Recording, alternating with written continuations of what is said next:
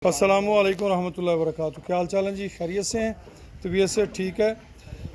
2022 की कुर्बानी के लिए जी खूबसूरत वाइट नुकरा बछड़ा माशाल्लाह 2022 की कुर्बानी के लिए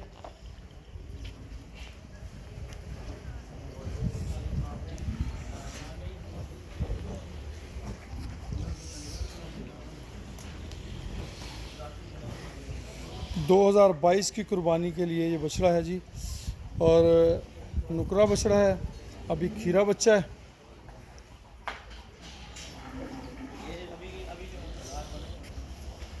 डिमांड है जी इसकी 3,50,000 रुपये। 3,50,000 रुपये इसकी डिमांड है। खूबसूरत है माशाल्लाह।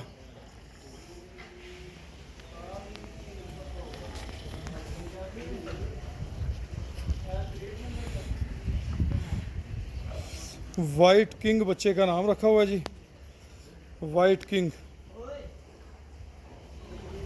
3,50,000 इसकी डिमांड है।